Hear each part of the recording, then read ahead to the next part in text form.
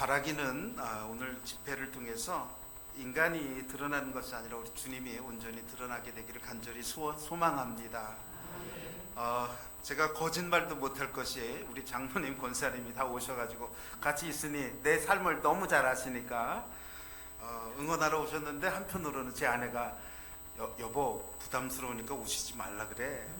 어떻게 또 오시지 말라 그러겠습니까? 응원하시려고 마음 잡수셨는데, 그래서 참 감사한 마음으로 오늘 왔고요. 사실은 저는 부흥사도 아니고 무슨 밖에 나가서 사람들이 막 초대를 받아가지고 다니는 그런 사람도 아니다 보니까, 처음에는 원 목사님이 주일날 저녁 때 설교 한번 하러 오라 그래가지고 나는 알았다고, 그냥 목사가 설교 부탁받으니까 그냥 알았다 그러고 했는데, 그러면 원 목사님 몇 분 해야 되죠? 그랬더니 좀 해야 된다 그래서, 아니 왜 무슨 특별한 건가요? 그랬더니 3인 3색 부흥회라고 알려주셔가지고, 제가 처음부터 말했으면 거절할까봐 그랬는지, 그래서 참 고민도 많이 하고 하나님의 영광을 드러낼 수 있는 그러한 시간이 됐으면 좋겠다, 이런 생각을 하면서 준비하고 오늘 여기에 참여했습니다. 먼저 제 이야기를 좀 드리려고 합니다. 간증인데요, 저는 본래 초등학교밖에 못 나온 사람입니다. 초등학교 졸업하고 중학교를 진학을 못했습니다. 중학교 문턱에도 가보지 못한 사람이죠. 그러니 고등학교는 더더군다나 가볼 수가 없었습니다. 제가 아주 어렸을 때 부모님이 이혼을 하셨는데 할머니 손에서 자라나게 됐습니다. 그래서 할머니 손에 자라나는 것도 사실 서글픈데, 저에게는 아주 서글픈 일이 하나 있었어요. 삼촌이 있었는데, 삼촌이 동갑내기 삼촌이었습니다. 그래서 초등학교 1학년 때부터 6학년 때까지 줄곧 같은 학교를 다니는, 그래서 학교가 조그맸는데 조그만 학교에서 삼촌과 동생이니까 같이 살아갈 수밖에 없었고, 그래서 아주 학교에서 유명 인사였죠. 삼촌, 그래서 다만 선생님들이 배려해 줘서 내가 3반이면 삼촌은 1반, 반이 3개였는데 그런 식으로 해서 나눠주셨는데, 이 삼촌이 나랑 잘 놀다가 자기가 분리할 때쯤 되면 삼촌한테 까분다고 저를 이제 하는데, 어떤 때는요, 자기가 나 때문에 손해를 본다고 생각되면 저의 어린 마음의 가슴에 구멍을 막 내는데, 너 니네 집에 가. 그 말이 저는 얼마나 가슴이 아프고 듣기가 싫은지. 그러면 그 뒤로 저는 그 얘기를 듣고서 혼자서 몰래 빠져나와가지고 어두운 데 가가지고 혼자서 질질 짤고 울다가 들어오곤 했습니다. 삼촌이 너무 원망스러웠는데, 사실은 어린 나이에 자기가 막내인데, 막내로서의 대접을 못 받고 나 때문에 학용품도 나눴어야 하죠. 나한테 뭐든 용돈도 나눴어야 하죠. 뭐든지 나 때문에 자기가 불편하게 되니까 그럴 수밖에 없었으리라 하는 생각을 사실은 하면서도 참 섭섭했습니다. 그런 말을 들을 때마다 고통스러웠어요. 어떻게 할 수도 없었고, 그러나 그럴 때마다 혼자서 울곤 했죠. 저는 그래서 사실은 옛날에 별명이 울보였습니다. 울보.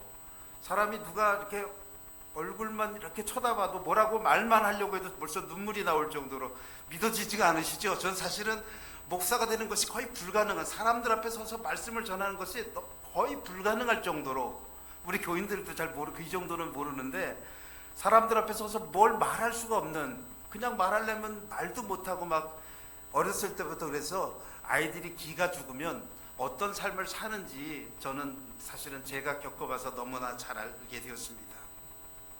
근데 그 당시에는 육성예비라는 걸 냈어요. 저희 어렸을 때 육성예비를 잘 낼 수가 없었어요. 육성예비를 못 내면 학교에서 점심시간에 선생님이 불러서 육성예비 안 낸 애들을 다 불러가지고 집에 가서 육성예비 가져오라고 보내는 겁니다. 나는 지금 생각해보니까 선생님들이 왜 그렇게 비교육적인 처사를 했는지, 아침에 못 갖고 온 거를 점심때 가면 갖고 올 수 있는 것도 아닌데, 그 어린 나이에 그 아픔을 주면서 친구들 앞에서 그렇게 보냈던 그 모습, 어렸을 때 모습을 생각하면서 참 그래서 학교 가지 않고 쫓겨오면 놀다가 집에 들어가곤 했었습니다. 그러다가 이제 초등학교를 졸업하게 됩니다. 근데 중학교를 못 갔어요. 삼촌하고 나하고 중학교를 둘이 진학해야 되잖아요. 한 명도 사실은 중학교를 보내기가 힘든데 삼촌하고 같이 가려니까 너무너무 힘이 들 수밖에 없었고, 그래서 저는 이렇게 생각했습니다. 그 당시에 중학교 못 가는 애들이 우리 반에서 한 3명 정도 됐는데, 그 중에 제가 한 명이었습니다만, 나는 내가 돈을 벌어서 내년에는 갈 거야.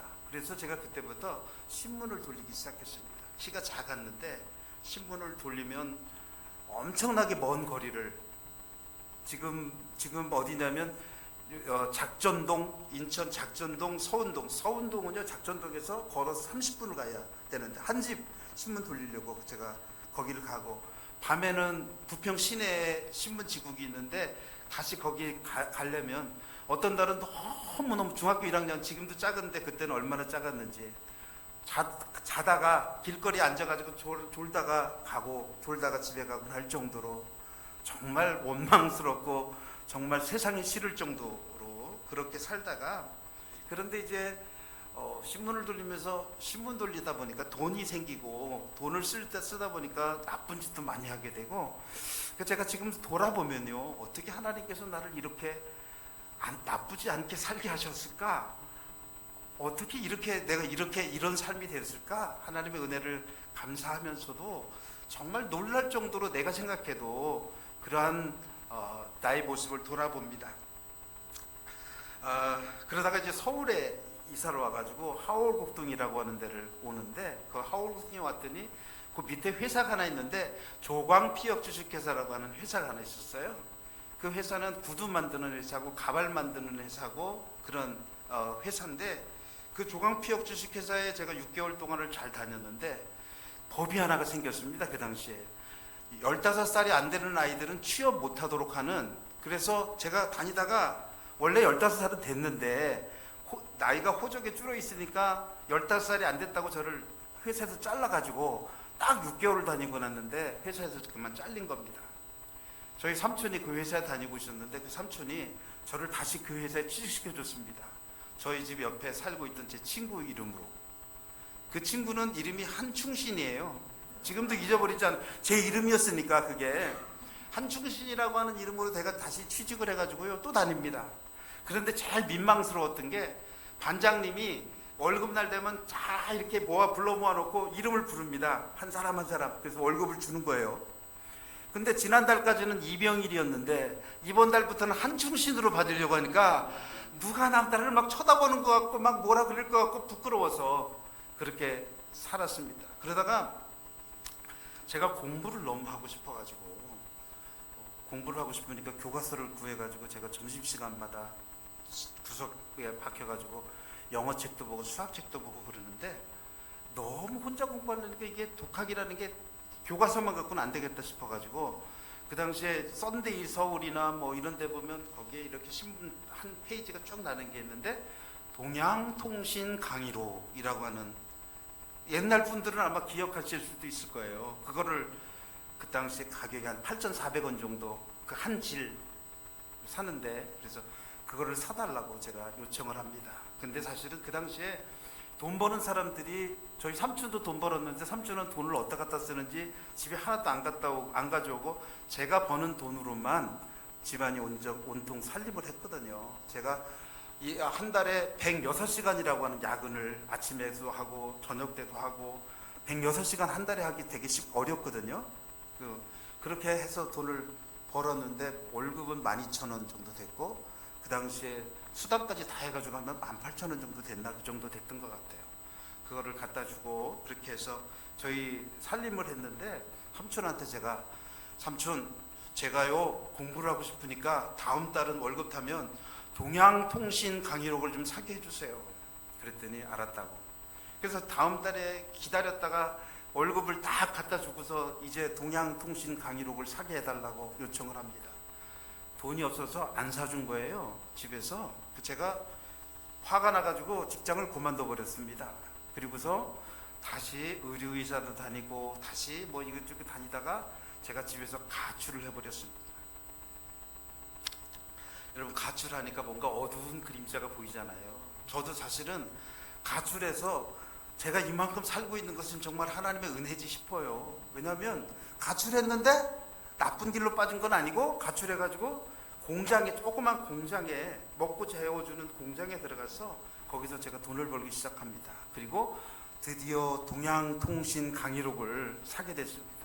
그게 그 사무실이 어디 있었냐면요, 성균관대학교 옆에 거기 있었거든요. 그래서 제가 그 책을 사가지고 묶여가지고 묶은 책을 이렇게 갖고 오는데, 책을 갖고 오다가 너무 궁금해가지고 그 창경궁 그 돌담길에서 제가 그걸 풀어봤다는 것 아닙니까? 너무 궁금해서 어떤 책일까? 그 공부를 하는데 그것도 역시 공부가 잘 안 됐습니다. 혼자 독학이라는 것은 참 쉽지가 않더라고요. 그래서 제가 그러던 중에 정동교회라고 하는, 서울의 정동교회라고 하는 곳에서 야학생을 모집한답니다. 그래서 그 야학생을 모집한다는 이야기 듣고 제 친구하고 둘이 갔는데, 제 친구는 떨어지고 저는 붙어서 거기를 다니게 됐습니다. 그래서 그 교회에서 야학을 다니다가 가만히 생각해 보니까, 제가 아주 어렸을 때 저희 가정에서 다 교회 다니고 다 신앙생활 하다가 우리는 언제부터 교회를 안 다녔지? 언제부터 안 다녔는지도 알게 모르게 교회에서 멀어지고 신앙에서 멀어지고 우리는 그렇게 살았더라고요. 그래서 다시 그 정동교회에서 야학을 다니면서 공부를 하기 시작하면서 제가 신앙생활도 다시 하게 되었습니다. 그게 1978년도인데요. 거기서 저희 사실은 신앙생활도 다시 시작하게 됩니다. 이제는 주일이 돌아오는 게 그렇게 기쁠 수가 없고요. 그래서 제가 그때부터 제가 주경야독이라고 하는 걸 하면서 낮에는 공부하고 그러니까 낮에는 직장생활하고 밤에는 공부하는데, 오직 두 가지 조건이 나의 직장을 구하는 조건이 됩니다. 하나는 공부를 할 수 있을 것, 또 하나는 주일에 교회를 갈 수 있을 것. 그런데 제가 우선순위는 주일에 교회 가는 것이 아니라 우선순위는 제가 공부하는 것이 우선순위였습니다. 나는 공부하는 게 사실 너무너무 좋았거든요. 큰 기쁨이었습니다. 교회 다니는 게 너무 좋았고 하나님 믿는 게 너무 좋았지만, 사실은 솔직하게 말해서 공부하는 게 더 좋았습니다. 그래서 공부를 하게 됐고요. 직장 생활을 참 많이 여러 가지 해봤습니다. 그래서 신문을 돌려보기도 했잖아요. 그리고 양은 공장에, 그 한양대학교에서 이렇게 다리 건너가면은 그 왼쪽 편에 쭉 양은 공장들이 있었는데, 거기 가서 제가 양은 공장에 가서 일해보기도 하고요. 아까 말씀드린 데 피혁 공장에도 있었고요, 옷 만드는 데도 있었고요, 인쇄소에서도 있었습니다. 인쇄소에서 그래서 종이 추리는 걸 제가 지금도 잘하고 있거든요. 문방구 사환으로 일해보기도 했고요, 전자회사에서도 일해봤습니다. 공부할 수 있는 곳이라면, 나를 공부만 할 수 있게 해주고 교회만 갈 수 있게 해준다면 나는 뭐 어디든 상관없다, 무슨 일이든 상관없다 생각하고, 그러다가 나중에 맨 마지막에는 아니군요, 감리교 신학대학을 가게 되고, 감리교 신학대학에 가려고 제가 했던 것이 바로 덕수궁 돌담길 뒤에서, 옆에서, 정동교회 바로 앞에서 제가 다니던 교회인데 군고구마 장사를 시작했습니다. 그 군고구마 장사를 왜 했냐면, 그 당시에 고등학교 3학년 아이들이, 그 교회에 고등학교 3학년 아이들이 재미 삼아서 군고구마 장사를 연탄재 넣어가지고 하는 고구마통을 하나 거기다가 만들었어요. 이게 며칠 해보니까 너무 힘드니까 그만뒀는데, 그거 놔주라고 그래가지고 내가 고구마 장사를 하게 되어서, 그래서 또 그 일 때문에 어떤 사람들도 또 만나게 되고 그랬는데, 제가 그 중학교를 이제 1978년도에 공부를 시작하고요. 1년 동안 공부를 하니까 중학교 졸업자격검정고시를 합격하고, 그리고 딱 8개월을 공부했는데 고등학교 졸업자격검정고시를 합격했습니다. 그래서 제가 공부라는 거는 사실은 1년 8개월을 딱 하고 중학교 고등학교를 다 마친 거예요. 원래대로 했으면 제가 저희 그 친구들보다 훨씬 늦을 텐데, 중학교 1년 8개월에 해보니까는 빨리 하니까는 과정들을 좀 많이 빨리 단축할 수가 있었는데, 참 그 공부가 얼마나 저한테 좋았냐면요, 처음에 영어를 배우는데 영어 단어들을 딱 조합을 해가지고 문장을 하나 만들잖아요. 문장을 만들고 해석하잖아요. 얼마나 막 뿌듯하게 막 그 가슴에 올라오는지, 아마도 공부를 늦게 하거나 공부를 하고 싶은데 못했다고 하는 사람들은 아마 그 감격을 좀 알 텐데, 신앙생활도 마찬가지잖아요. 우리가 정말 찬양을 하고 싶은데 목이 막 목소리가 안 나와서 막 찬양을 하고 싶은데 찬양을 못하다가 목소리가 딱 터져나오기 시작했을 때 찬양을 하게 되면 그 감격이라고 하는 것은 아마 이루 말할 수 없었을 것입니다. 근데 제가 중학교 졸업 자격 검정고시에서 수학을요 100점을 맞았어요. 근데 그 처음에 이제 검정고시는 9과목을 시험을 보는데, 처음에 그러니까 40점이 그 과락이 되면 안 되고 평균 60점이 되면 전과목 합격인데, 전과목으로는 60점이 돼도 과락이 한 과목 40점 안 되는 게 하나라도 있으면 결국 그 과목은 떨어지는 겁니다. 그래서 보통 많이 떨어지는 게 수학, 영어, 과학, 저도 똑같이 세 과목은 떨어진 겁니다. 그래서 다시 세 과목을 시험 보는데, 그 다음에 이제 그때는 그 과목들만 집중적으로 했잖아요. 수학을 100점 맞고 나니까 그때 내가 깨달은 겁니다. 내가 수학에 재능이 좀 있구나. 이건 내가 열심히 풀면 이게 답이야 라고 생각하면 답이구나 라고 하는 사실을 알고는, 제가 고등학교 과목은 딱 8개월 공부하고 내가 공부한 데까지 다 풀어서 85점인가? 8개월 만에 그 정도로 맞을 정도로 제가 수학은 참 잘했는데, 그런데요 제가요 우여곡절 끝에 감리교 신학대학에 입학하려고 합니다. 제가 감리교 신학대학의 부목사님을, 그 당시에 부목사님이 지금은 은퇴하셨는데 정하봉 목사님이라고, 제가 참 존경하는 목사님인데, 목사님 제가요 감리교 신학대학에 입학하고 싶습니다. 그랬더니 제 점수도 그분은 모르세요. 너 저기 모건대학을 가면은 거기 장학금을 많이 준대, 거기 가. 저는 감리교신학대학이 어디고 모건대학이 어딘지도 잘 몰랐는데, 아니요 저는 그냥 감리교신학대 가렵니다. 제가 거기 감리교신학대학에 훌륭하다고 하는 선배님을 만났거든요. 그분처럼 되고 싶은 거예요. 그분의 길을 가고 싶은 거예요. 그래서 여러분, 정말 누군가가 좋은 사람이 하나 있다고 하는 것은 얼마나 귀한 일인지, 선생님이 아까 우리 밥 먹을 때도 그 얘기했지만, 선생님이 더 잘했어 그렇게 칭찬해 주면요 그 과목은 정말 잘하고 싶고 첫 인정받고 싶고 그런 법이 아닙니까?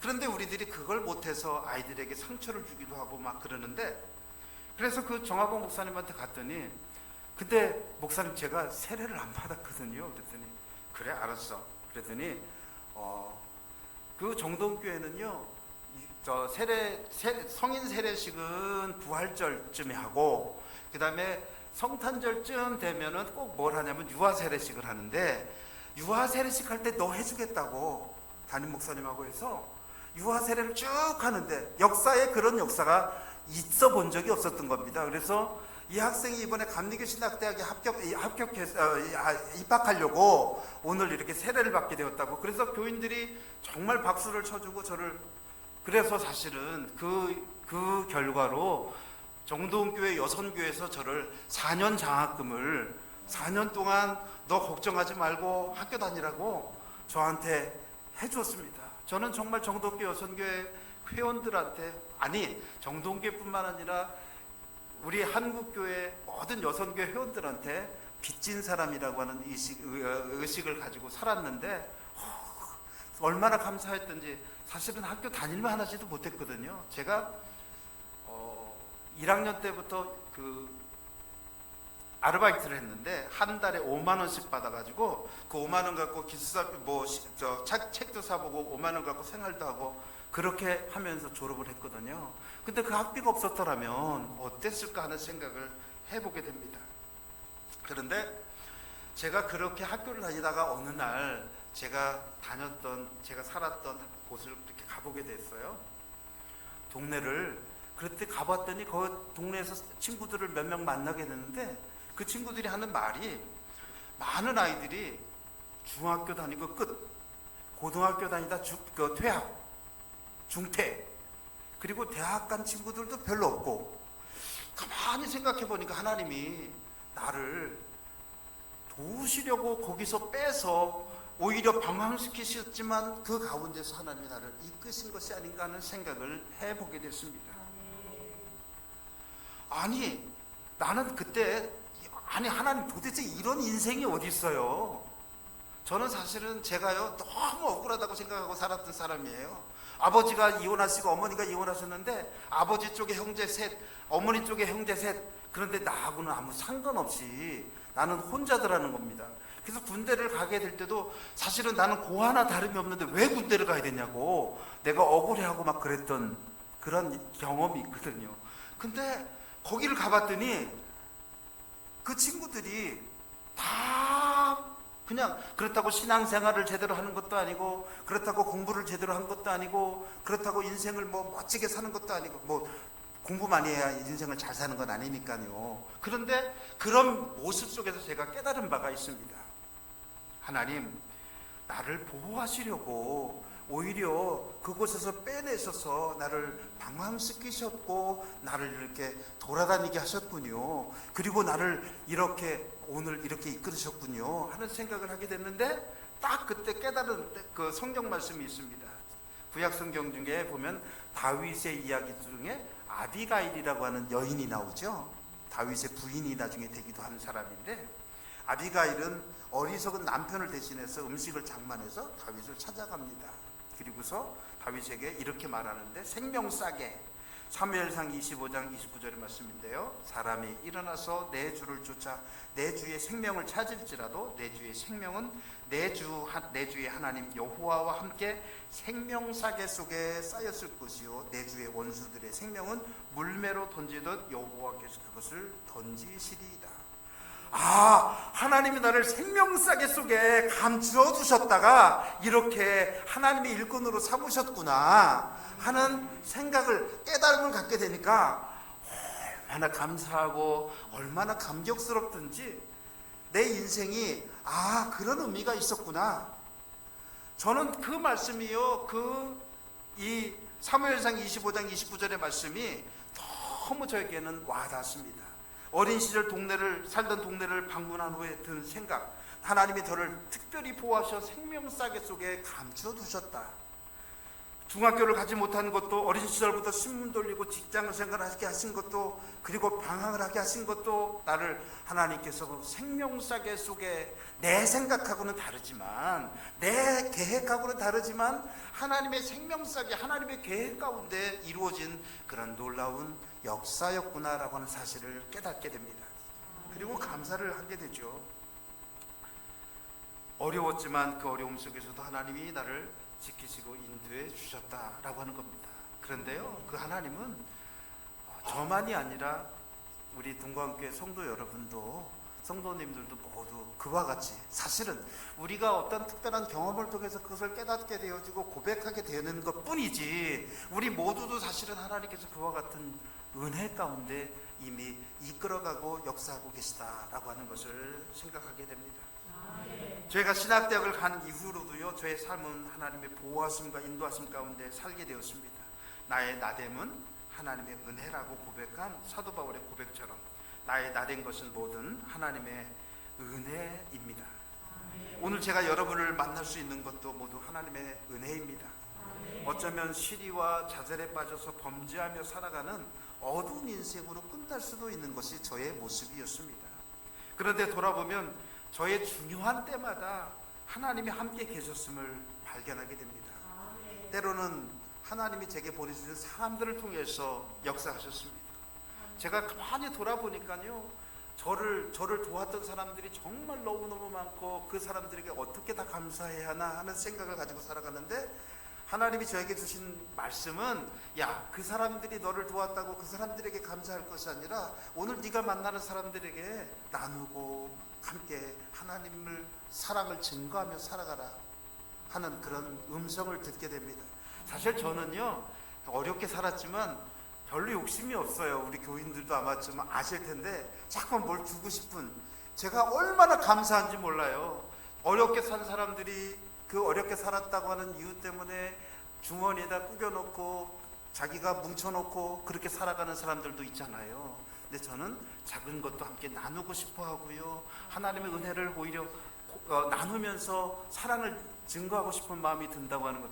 하나님 너무너무 감사합니다. 저를 욕심쟁이로 만들지 아니하시고 하나님 이렇게 사랑할 수 있는 사람으로 이끌어 주시니 감사합니다. 고백을 하게 되었습니다. 그래서 오늘 여러분 만난 것도 은혜고요. 만나서 반갑습니다. 제가 오늘 저의 이야기를 이제 좀 간략하게 했는데 동강교회가 새롭게 이제 교회를 건축하고 이제 새로운 도약을 꿈꾸고 있잖아요. 이 교회와 목사님과 모든 성도님들 위해 하나님의 은총이 충만하시기를 빕니다. 저도 사실은 교회 건축은요 3번이나 해봤습니다. 저보고 사람들이 교회 3번 건축했다고 목사님 은사신가 봐요. 여러분 집에서 살림살이 열심히 하시는 분한테 정말 잘한다고 아유 권사님은 살림살이가 은사인가 봐요. 그러면 그렇게 기분 썩 좋지 않으실걸요? 아니에요. 목사님 저 은사 아니었으면 좋겠어요. 다른 것도 잘해요. 그런 마음이 들지 않겠어요? 저 정말 사실은 은사라고 하는 말 듣기 싫었어. 사명인가 보다 듣기 싫었습니다. 그래도 교회를 3번 건축하고 제가 그래서 저희 아내가 찐빵을 만들어 가지고 신앙과 지성사라고 하는 출판사에서 저보고 찐빵 목사 이야기라고 하는 책을 내자고. 근데 결국은 제가 거절하고 결국 안 하고 말았습니다만, 그래서 제가 찐빵을 팔러 전국에 다니기도 했습니다. 철원에 있을 때 찐빵 팔러 전 차에다가 한 대 실으면 한 300만 원어치 정도 싫거든요, 찐빵을. 그래서 그거 해가지고 전국을 다니면서 찐빵을 파는데, 어떨 때는 아저씨라는 이야기도 듣고 어떨 때는 뭐 등등, 아저씨도 좋고 뭐도 좋고 다 좋은데 우리 성도들만 나를 인정해주면 좋겠다. 목사는요, 목사의 힘은 어디서 나오냐면, 목사의 힘은 어디서 나옵니까? 그러면 하나님이요. 아니요, 목사의 힘은요 성도들에게서 나옵니다. 성도들이 목사를 인정하고 지지하고 칭찬하고 응원하고 밀어주면 목사는 힘이 나오고요. 물론 하나님이 하시는 일이죠. 그러나 가깝게는 성도들이 그렇게 해야 된다라고 하는 것입니다. 그래서 저는 찐빵을 팔 때도 성도들만 나와 함께하고 성도들만 나를 목사로 인정해주면 나는 찐빵 목사, 찐빵 아저씨든 뭐든 상관없다고 그렇게 생각했습니다만, 어쨌든 그 모든 과정도, 건축 과정도, 제가 처음에 건축할 때는요 강원도 태백에서 했는데, 저희 아내와 둘이서 기초를 파고 우리 집사람이, 제가 질통을 메고 저희 아내가 쓸어 담고 그리고 기초를 놨는데, 둘이서 너무너무 힘드니까, 거기가 장비가 올라갈 수가 없어서 사람도 못 구하고 너무 힘드니까 제 아내하고 둘이서 이만하면 됐지, 이만하면 기초가 됐겠지. 그리고서는 여름마다 비 올 때마다 아이고 우리가 너무 기초를 약하게 쌓은 건 아닐까, 여보 어떡하지? 그러면서 늘 두근반 세근반 하면서 살았는데, 그러다가 양양에 가서 교회를 또 건축하고 철원에 교회를 건축해달라고 해서 또 건축하고 빚이 10억이 남았습니다. 여기 교회도 빚이 많죠? 그런데 여러분, 사실은 중요한 것은 빚이 얼마인가가 아니라 더 중요한 것이 있는데, 성도들이 함께 뭉치는가, 성도들이 함께 한 방향을 향해서 나아가는가. 성장하는 교회를 봤더니요 함께 한 목표를 향해서 나아가더라는 겁니다. 예, 함께 한 방향을 나아가는 교회, 같은 목적을 향해 나가는 교회는 부흥하고 성장하는데, 여러분 흩어진 교회들은 성장할 수가 없더라는 겁니다. 마력이라고 하잖아요. 한 마리가 끄는 말의 힘, 그 말이 10마리면 뭐 어떻고 100마리면 어떻습니까? 한 마리라도 한 방향으로만 가면 한 마리의 힘은 나는 건데, 그게 사방으로 흩어지면 교회가 힘이 없게 되어지고 결국 흔들릴 수밖에 없다라고 하는 그런 말입니다. 우리 동광교회는 목사님을 중심으로 한 방향으로 일치된 순종을 향해서 나아가시게 되기를 간절히 소원합니다.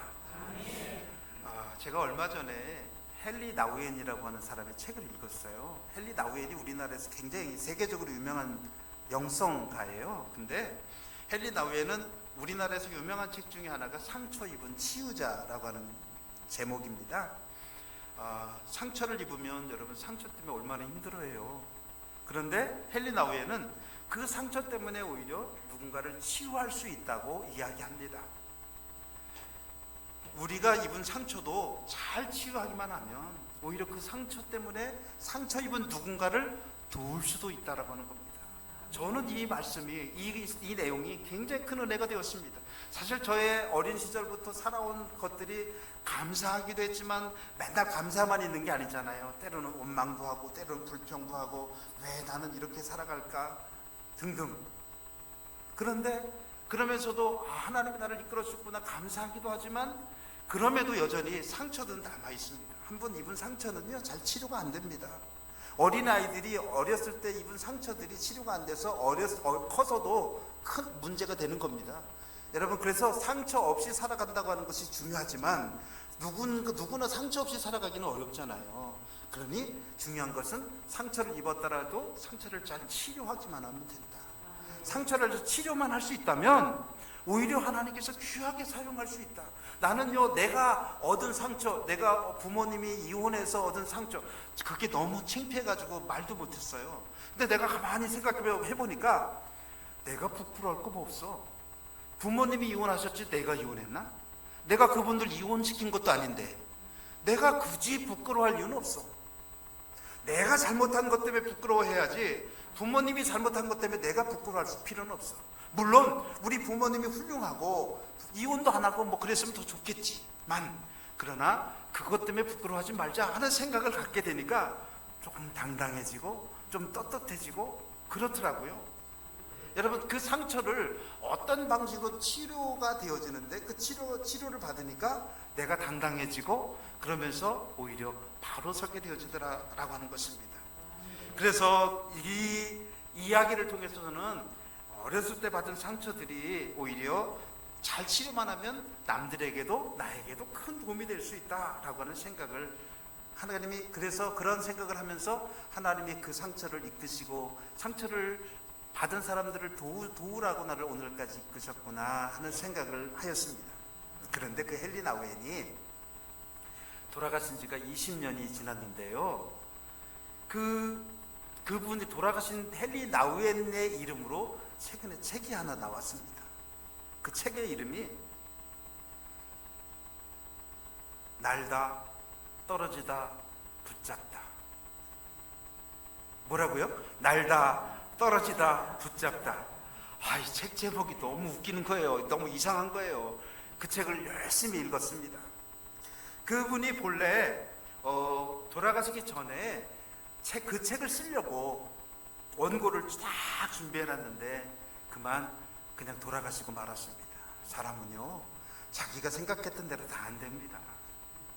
내 계획대로 안 되는 게 인생이더라고요. 그러니 여러분, 내 계획대로 안 됐다고 그것 때문에 속상해하고 그것 때문에 슬퍼하고 그것 때문에 고통스러워하고 그럴 필요가 없습니다.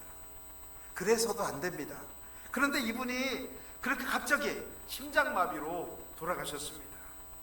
사람이 계획할지라도 사람의 뜻대로 되지 않는 인생이 우리 인생인데, 그런데 내 계획대로가 아니라 하나님의 계획으로 이끌어 주시기를 바라고 살아가야 한다고 하는 사실을 생각하게 되는데요. 그런데 그분 사후에 그 재단에서, 그 헨리 나우엔 재단에서 그분 이름으로 책을 내기로 하고 작가를 하나 섭외해가지고 그 작가에게 원고를 주고 그분 이름으로 책을 내도록 그렇게 합니다. 그래서 그 책의 이름이 날다 떨어지다 붙잡다 입니다. 이 책의 내용은요, 공중근해 서커스단에 대한 이야기입니다. 하루는 이 휴가를 받아가지고 이 헨리 나우엔이 아버지 팔순에 있는 아버지와, 자기는 60대이고 아버지는 80대였는데 아버지와 서커스 구경을 가게 됩니다. 서커스 구경을 하면서 아주 감명 깊게 본 부분이 있는데, 공중 그네를 타면서 서커스를 하는 사람들의 모습을 보면서 아주 감명을 받게 됩니다. 그 서커스단 이름이 로드레이 공중 그네 고개단이란 것인데, 그래서 그 공연이 끝나고 이 헨리 나우엔은 너무 감동을 받아가지고, 나는요, 이 헨리 나우엔 같은 사람들을 보면서 그게 그렇게 감동이 됐다고 해서 그 사람들을 직접 찾아가서 너무 감사합니다, 너무 수고하셨습니다, 당신들을 인터뷰하고 싶습니다, 당신들하고 같이 생활하고 싶습니다, 쫓아다니면 안 될까요? 이 정도까지는 안 하지 않나 싶은데, 그분은 감수성이 굉장히 예민했던 것 같아요.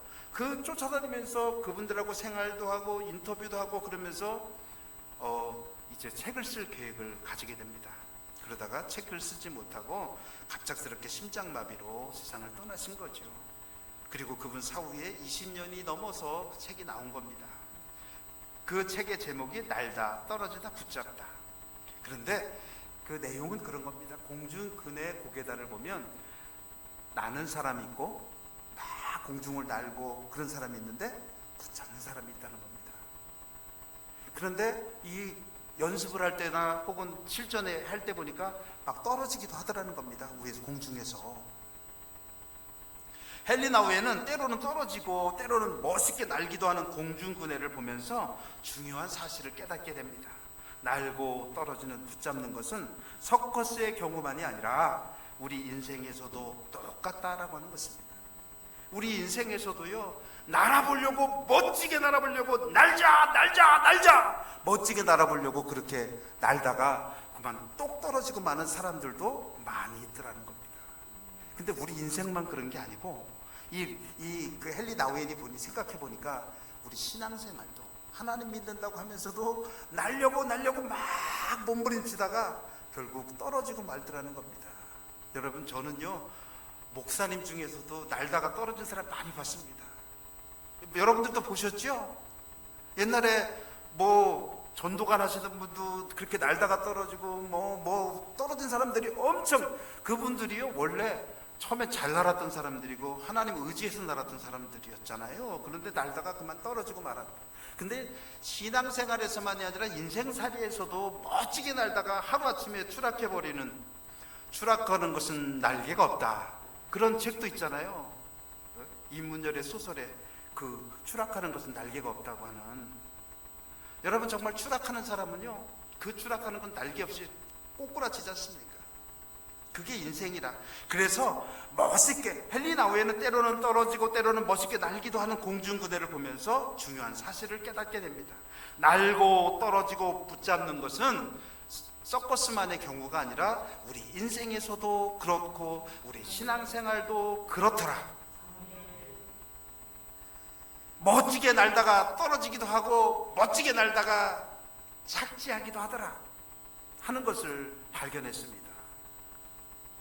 그래서 그는 공중근해에 대한 책을 쓰고 싶었는데 사실은 공중근해에 대한 책을 쓰는 것이 아니라 우리를 붙잡아 주시는 분, 그분에 대해서 쓰고 싶었던 것이죠. 여러분, 인생살이나 신앙생활에서 우리는 모두 멋지게 날고 싶어 합니다. 한번 사는 인생이니 멋지게 살고 싶은 마음이 들 것입니다. 저도 사실은 멋지게 살고 싶었습니다. 저 공부를 중학교밖에 못 나왔는데 사실은 알고 보면 원종일 목사님한테 제가 별로 그렇게 말은 안 했지만 원종일 목사님이 공부했던 미국 신학교 제가 선배입니다. 저는 사실은 졸업을 못했기 때문에, 졸업장을 못 받았기 때문에 소리를 안 내지만 제가 1998년도에 그 미국에 가서 공부하면서 제가 아내한테 늘 미안하죠. 수료만 하고 졸업을 못해가지고. 멋지게 날고 싶었습니다. 큰 교회도 하고 싶었고, 저분 훌륭한 목사다 인정받고 싶은, 왜 누군들 안 그렇겠습니까? 날고 싶은 마음이 왜 없겠습니까? 그러다가 떨어져서 인생의 아픔을 겪게 되고 신앙의 아픔을 겪게 됩니다. 떨어지지 않고 계속해서 날 수만 있다면 얼마나 좋을까요? 떨어지는 아픔을 맛보지 않고 살아갈 수만 있다면 얼마나 좋을까요? 떨어졌다고 하더라도 다시금 일어설 수 있고 다시금 날 수 있다면 얼마나 좋을까요? 그런데 그 떨어지지 않도록 붙잡아 주시는 분이 있다라고 하는 것입니다. 여러분, 공중근해는 나는 사람이 있고 붙잡는 사람이 있다고 했잖아요. 그런데 나는 사람이 있고 붙잡는 사람이 있는데 사람들은 다 나는 사람만 중요하다고 생각하지 붙잡는 사람은 별로 의식하지 않고 살아갑니다. 도움을 주는 사람과 도움을 받는 사람 중에 누가 더 훌륭하죠? 예? 도움을 주는 사람이죠. 도움 받는 사람이 덜 훌륭하다고 그랬잖아요. 근데 사실은 성경에도 보면 여자를 만드시면서, 남자분들한테 죄송합니다만 성경에도 여자를 만드시면서 뭐라고 하나님이 말씀하시냐면 돕는 배필을 지으리라. 그러니까 여자분들도 하나님께서 부족하게 만드신 것이 아니니까 돕는 배필로 주셨다니까요. 그래서 저는 제가 주례를 할 때마다 남자든 여자든 서로 돕는 배필이 되도록, 서로 돕는 배필이 되도록 하라고 그렇게 권면합니다만, 붙잡아주는 사람이 사실은 더 훌륭한데 눈으로 드러나지 않기 때문에 그렇습니다. 그래서 사람들은 나는 사람만 훌륭하다고 생각합니다. 이 붙잡는 사람이 필요한데 붙잡는 사람이 떨어지지 않도록 붙잡아 주어야 합니다. 그러나 사람들은요, 다 나는 사람이 되고 싶어 합니다. 교회에서도요, 남들의 눈에 띄고 싶어 하는 사람이 되고 싶어 합니다. 주목받는 사람이 되고 싶어 합니다. 간혹 뒤에 있는 것을 더 좋아하는 사람도 있긴 하지만 대부분은 앞에서 일하고 싶어 합니다. 더 중요하다고 생각되는 일을 하고 싶어 합니다. 그래서 때로는 직분도 문제가 되죠. 더 높아 보이고 더 좋아 보이는 직분을 얻으려고 하는 사람들이 교회에는 있더라. 이 동광교회는 그런 분들이 한 분도 없을 것이라고 제가 확신합니다만, 다른 교회는 그런 분들이 있더라고요. 장로 안 시켜준다고, 권사 안 시켜준다고 삐져가지고 교회 안 다닌다고 그런 사람들이 좀 있더라니까요. 여기는 그런 분은 없으시죠? 목사님 그런 분은 없으시죠? 여기는. 네. 이것도 있는데 혹시 원 목사님이 나한테 일러 바쳐가지고 절대로 그런 말을 들어본 적도 없습니다만, 여러분, 저에게는요 직분을 맡기는데 원칙이 있습니다. 저한테는 나 아니면 안 된다라고 생각하는 사람한테는 직분을 맡기면 안 된다. 나 아니면 안 된다고 생각하는 사람, 꼭 내가 해야 한다고 생각하는 사람한테는 그분은 직분 맡기면 안 된다. 또 한 종류의 사람이 있어요. 제가 직분 맡기면 안 된다고 생각하는 사람, 죽어도 못한다는 사람. 그러면 죽어야 합니다. 사실은 여러분, 우리 직분은 내가 하는 게 아니라 주님의 도우심으로 하는 거니까, 사실은 내가 감당하지 못할 것 같아도 너무 커서, 목사님 저 사실은 제가 그런 직분을 감당할 만한 능력이 안 됩니다. 제가 그런 인물이 못 됩니다. 그렇게 생각되어질 수 있잖아요. 제가 그렇지만 말씀하시니 제가 한번 주님의 도우심으로 한번 열심히 해보겠습니다. 목사님 기도해 주세요. 여러분, 성도 여러분 기도해 주세요. 제가 잘 해보겠습니다. 하다가 안 되면 또 그때는 그때이지만 해보도록 하겠습니다. 이런 사람들이 교회에 필요한 것 아닐까요? 예, 동강교회는 그런 분들이 많으시길 바랍니다. 그런데요, 이 헨리 나우에는 공중을 나는 사람보다 더 중요한 사람이 바로 붙잡아주는 사람이라고 말합니다. 그리고 공중을 나는 사람이 떨어지지 않도록 하기 위해서 자기가 붙잡아서는 안 된다는 겁니다.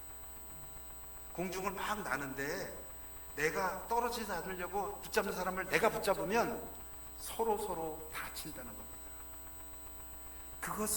거기서 헨리 나우에는 굉장히 큰 깨달음을 얻게 되는데, 그렇구나. 내가 주님을 붙잡는 게 아니구나. 주님이 우리를 붙잡아 주시는 거구나.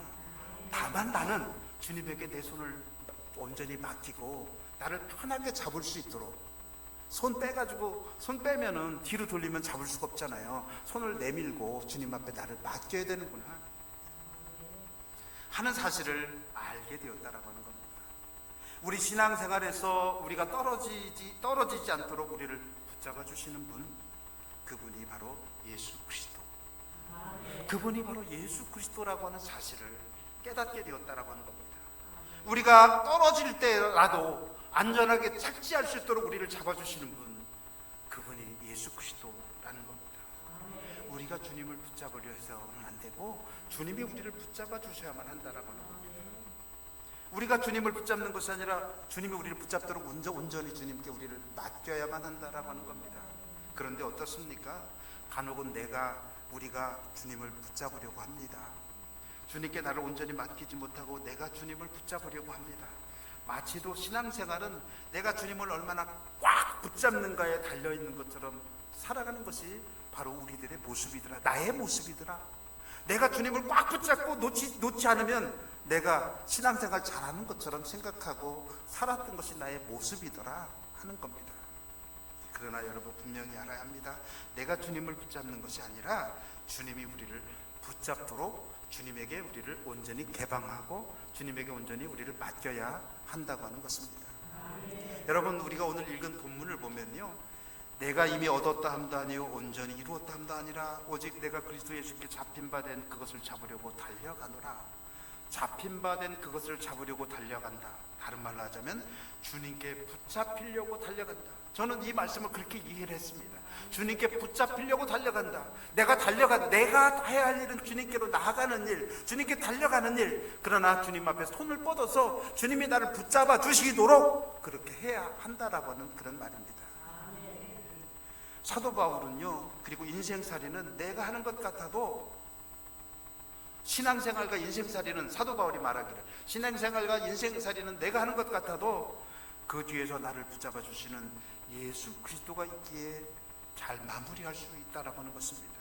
승리할 수 있다는 겁니다. 우리를 붙잡아 주시는 분, 우리가 떨어지지 않도록, 우리가 실패하지 않도록 붙잡아 주시는 분, 그분이 우리를 붙잡아 주시고 있다라고 하는 겁니다.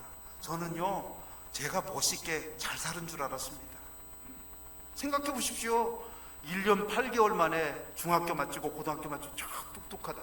그러나 사실은 그 모든 과정 속에 하나님의 역사가 있었고 하나님의 도우심이 함께 있었고 하나님이 나를 붙잡아 주셨다라고 하는 사실을, 그래서 교만하지 못하도록 겸손하게 살아갈 수 있도록 나를 이끌으셨다라고 하는 사실을 발견하게 되어진다고 하는 것입니다. 우리는 다만 예수 그리스도를 향해서 달려갈 뿐입니다. 그런데 우리는 종종 그 사실을 모르고 내가 뭔가 하려고 한다고 하는 것입니다. 내가 하는 것이 아닙니다. 주님이 하시는 겁니다. 그리고 우리는 다만 주님의 일에 동참하는 것입니다. 주님께 주도권을 드려야 한다라고 합니다. 나에게 있는 것이 아니라 주님께 주도권을 드리는 겁니다. 내가 계획하고 그 계획이 이루어지길 위해서 기도할 수 있지만, 그러나 주님이 주도권을 가지고 나의 계획을 이끌어 주시기를, 혹 내 계획이 주님의 뜻에 맞지 않으면 그 계획을 바꾸셔서라도 그 뜻대로 이루어 주시도록 해야 한다라고 하는 것입니다. 제가 그 감리교 신학대학 1학년 때 영어 시간에 배운 그 단어가 있습니다. 단어가 뭐냐면, 영어 써서 죄송합니다만 영어 단어가 문장인데 Let God be God, 이게 하나님이 하나님 되게 하라라고 하는 뜻이에요. 근데 나는 그 감리교 신학대학 1학년 학생이, 아니 하나님 되시지, 그럼 뭐 하나님이 뭐 되신단 말이야? 아니 하나님이 하나님 되시는 건 당연한 거 아니야? 근데 그게 당연하지 않더라고요. 살아보니까, 목회를 좀 하다 보니까, 좀 인생을 살다 보니까 자기가 하나님 되려고 하는 사람들도 엄청나게 많고, 거기는 목사 중에도 있고 성도 중에도 있고 뭐 등등등등. 하나님 대신에 하나님 되고 싶은 사람들이 많더라고 하는 것입니다. 종강교회는 그런 분이 한 분도 없으시죠? 예. 아멘을 안 하시는 분들은 찔리시나? 하나님이 나를 붙잡아 주셔야 하는데, 하나님이 나를 붙잡아 주셔야 하는데 내가 붙잡으려고 하고 내 뜻대로 하는 경우가 너무 많더라는 겁니다. 여러분도 아마 그런 사람이나 그런 경우들도 보셨을 것이라고 생각합니다. 주님께, 우리 하나님께 여러분을 맡기시길 바랍니다. 내가 붙잡는 게 신앙이 아니라 맡기는 게 신앙입니다. 여러분, 저도 그렇게 생각하면 살았다니까요. 내가 붙잡아야, 신앙생활은 내가 꽉 잡고 사는 것이다. 그럼 뭘 꽉 잡아요? 내가 잡는다고. 내가 잡아봤자, 내 손으로 잡아봤자, 내 힘으로 잡아봤자 주님이 나를 잡아주셔야 흔들리지 않고 떨어지지 않고 그런 거잖아요. 그러면 여러분, 우리들이 주님만큼 힘이 세신 때인가요? 아니잖아요. 그런데도 우리들이 그렇게 생각하고 살아가더라고 하는 겁니다. 우리를 붙잡아 주시는 우리 주님은요, 우리더러도 여러분, 우리를 사용하시도록 해야 하는데, 주님이 우리를 붙잡아 주실 뿐만 아니라 우리를 사용하게 해야 하는데, 우리를 통해서 주님은 또 떨어지는, 또 넘어지는 다른 사람들을 붙잡아 주라고. 그런데 제가 교회에서 보니까는, 사람들이 보니까 넘어지는 사람 완전히 벼락에서 미는 사람들도 많더라고요. 그런 분 없으시죠, 여기는? 제가 어떤 분이 병이 들었는데, 자전거를 타다 넘어졌는데 피부암이 걸렸어요. 멍이 들었는데, 그래서 여러분 멍 들어도 잘 관찰하시기 바랍니다. 그런데 어떤 분이 그분한테 그따위로 신앙생활하니까 그렇지 자기가 하나님이에요. 여러분 그러면 안 됩니다. 함부로 누가 누구를 그렇게 평가하겠습니까? 누가 누구를 그렇게 함부로 대하겠습니까?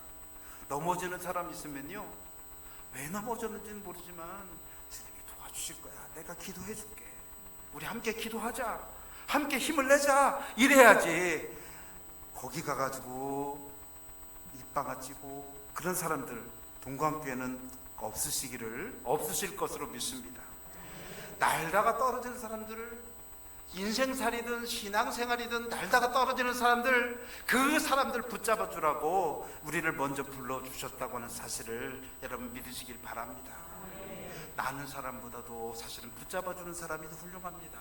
나는 우리보다도 우리를 붙잡아 주시는 주님이 훌륭한 것처럼 세상에 나는 사람보다도 그 뒤에서 기도해 주고 붙잡아 주는 여러분이 사실은 더 훌륭하다고 하는 사실을 기억하면서, 하나님이, 우리 주님이 여러분들을 왜 훌륭하게 붙잡아 주셨게요? 왜 불러주셨게요? 여러분들을 통해서 내 일을 하라고 불러주신 겁니다. 어떤 목사님이 옛날에 그러더라고요. 여러분, 나는 우리가 얼마짜리인 줄 아십니까? 모르는데요. 우리는 예수님 짤입니다. 예수님의 피값으로 사신 예수님 짤이, 값으로는 예수님 짤이라는 겁니다.